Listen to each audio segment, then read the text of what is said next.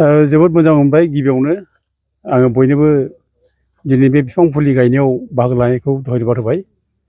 दा जों दिनै कारिगावनि साहा जायो बे दिग्लिनि नैबे साम'खा दै सेराव जों बिफां गायदों।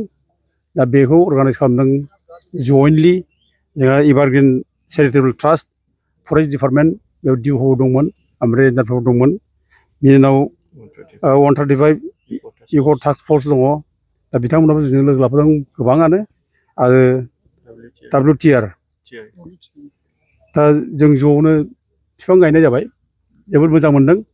जोङो बिफांखौ गायनांगोन, बिफांखौ लाखिनांगोन जोङो आरो बिफां थायोब्ला जोङो देहायाव गोजोन सुदेम बार मोनो, गोजोननाय मोनो आरो गोसोआबो मोजां जायो आरो जोङो मोजां मोजां बाथ्रा जों सिन्था खालामनो हायो।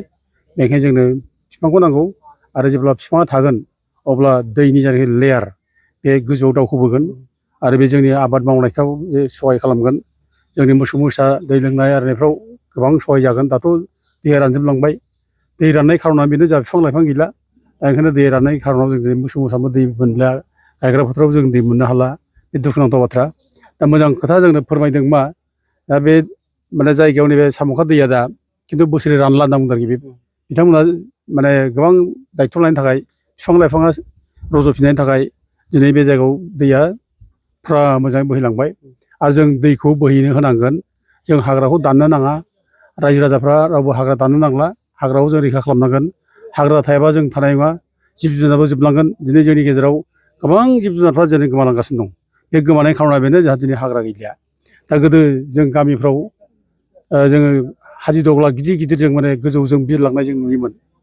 जोंहा नेचारजों सोमोन्दो दंमोन। बर'फोरजों नेचारजों जोंहा सोमोन्दो दंमोन। हादिदग्ला गिदिं गिदिं बिरोमोन। माने सेरजा दामनाय बायदि मोनसे आवाज होयोमोन।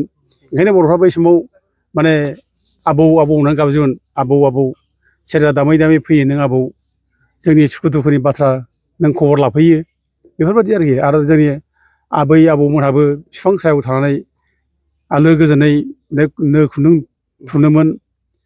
माने माबा माबि माने हेबोमोन। आवैनि माने मा होनो बेखौ आगर आखाइ गिसिब माबा हेबोमोन। नेचारजों जोंहा बिसिबां सोमोन्दो दंमोन। आरो आबौमोनहा जोंनिया बिफां सायाव जिरायनानै सेन खाखि माने हेबोमोन। दा बेफोरजों जोङो जायगानि ना फिसा फिसौ जों हमनानै जायोमोन। जोंनि जायगायाव नानि जोंहा आंखाल गैयामोन। बे आंखाल गैयैनि खार'ना जाहैबाय जोंनाव दैया माने रेगुलार फ्ल' जायोमोन। दा जों दैखौ रेगुलार फ्ल' खालामफिननांगोन आरो जेब्ला दैया रेगुलार जालांगोन जोंनाव ना एम्बुफ्रा जोंनाव थांगोन। जेब्ला ना एम्बुआ थांगोन अब्ला दाउआ जोंनाव फैनो आराम्भ' खालामगोन। दा ओंखायनो जों दाउफोरखौ जोङो माने लाबोफिननायनि खायदा जों खालामफिननांगोन दिनै। दा हादिदग्ला फैनो हालिया जोंनाव बिफां गिदिर गैलिया। ओंखायनो आं बिथांमोनखौ खावलायदों जायनाखि चेरिटेबोल ट्रास्ट माने एनजिअनि बिथांमोनखौ एभारग्रिन चेरिटेबोल ट्रास्ट बिथांमोननि एनजिअनि मावथिफोरखौ आं खावलायदों जे गामि सिङावबो जेराव जेराव गामिफ्राव हा दं दासिमबो ओरैनो गोग्लैनानै दङ। बे हाफोरखौ जों ओरैनो दोननो नाङा। बेफोराव जों थाङै थाङै बिफां गिदिर गिदिर गिदिर गायनांगौ। जाहाथे बे बिफांफ्राव थांनानै जाहाथे हादिदग्लाफ्रा बाहैनो हायो। ओमफ्राय बेयावनो बासा लानो हायो। बेयावनो फिसा जायो आरो बेनिफ्रायनो थानानै बिसोर लकेलफ्राव माने आदारजों एम्बु ना जानो हायो। सिगुनफ्रा सिलाफ्रा जायखिया जोंनि जायगायाव थांनानै बिफां गिदिर गिदिरखौ माने बासा लानो हायो। जों बे परिबेसखौ जों दिनै लाबोनांसिगोन आरो बे परिबेस थाब्लासो जोंनि माने नेचारजों जोंनि मानसिनि सोमोन्दोआ गोथाव जागोन। अब्ला जोंनि गोसोफ्रा गोथार जागोन, मोजां जागोन आरो जों बिदिसो डेभेलप जागोन। आरो जेब्ला हाग्रा बंग्रा जोबगोन जोंनि गोसोआ गाज्रि जागोन, गोसोफ्रा मैला जागोन आरो जों सब समाय गाज्रिखौ जों सिन्था खालामगोन। बेखायनो जोंनो हाग्रा बंग्राखौ नांगौ, रिजार्भखौ नांगौ, बिफां लाइफांखौ नांगौ, जों बेखौ प्रटेक्ट खालामनांगौ। आं दिनै चेरिटेबोल ट्रास्टनि मानसिफोर बिथांमोनखौ जों बिराद धन्यबाद होबाय। बिथांमोना जे बिदि इनिसियेटिभ लादों आरो जों बिदि मावलांनांगोन आं बयखौबो गुरैयैनो खावलायहरनाय जाबाय।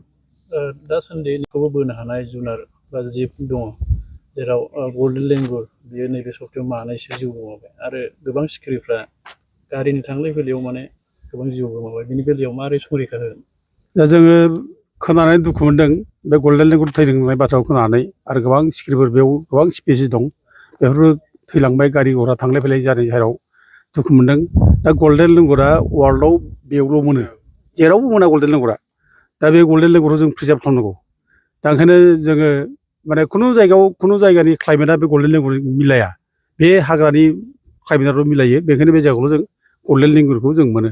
ओंखायनो जोंबो आं जेब्ला स्पर्ट्सआव दंमोन 2000आव आङो माने गल्डेन लेंगुरखौ प्रिजार्भ खालामनो थाखाय बेखौ प्रटेक्ट खालामनो थाखाय आंबो बे गल्डेन लेंगुरनि मोनसे बिराद गिदिर मास्कट बानायनानै माने एन्डेन्जार स्पिसिस होननानै लिरनानै बेखौ सेभ खालामनांगौ बासायनांगौ होननानै आङो मोनसे बिराद गिदिर मबिलाइज खालामदोंमोन सारा माने आसामनि जिबां प्लेयारफोर दंमोन भेटेरानफोर दंमोन ओमफ्राय एमएसआर एथलेटफोर दंमोन गेलेग्राफोर दंमोन बिसोरो फैनानै जोंखौ बिराद इनकारेज खालामलांदों दा दिनै जोङो बिथांमोनहाबो जायनाखि चेरिटेबोल ट्रास्ट जायफ्रा दङ बिथांमोना बेखौ नायनांगोन मा खारनाव बे गल्डेन लेंगुरा थैखो माबा मोनसे उसुबिदा जादों नामा जानाय लोंनायनि आंखाल जादों नामा दा जों बेखौ नायनांगोन जाहाथे बिसोर जानाय लोंनायनि खुनु आंखाल जाया बिसोर जानायनि जानाय बिफां लाइफां जों बेखौ गायनांगोन जाहाथे बिसोरो बेयाव थानानैनो गेले जाहाथे बेयावनो गावसोरनि आदारखौ मोनजायो बाहेरायाव जाहाथे आदार नागिरनो थांनो गोनां जाया जों बेखायनो बिसोर जानायनि जायनाखि माने बिफां लाइफां जायखौ बिसोर जायो बिसोरनि फेभारेट माने खाद्य बेखौ जों बेयाव प्रभाइड खालामना होयो आं बेखौनो माने खावलायो आरो जों जेरैबाबो जों जिब जुनार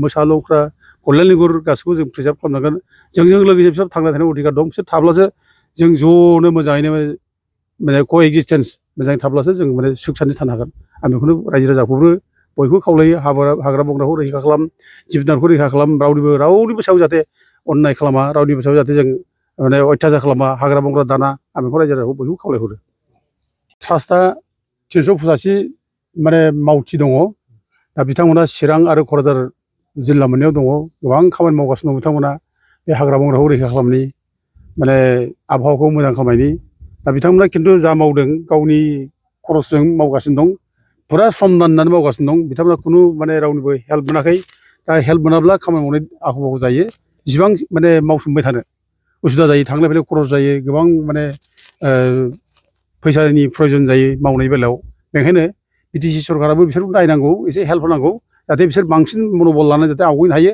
बांसिनै जाहाथे खामानिखौ माने जाफुंसार होनो हायो आं बेखौनो बिटिसि सरकारखौबो आङो खावलायहरनाय जाबाय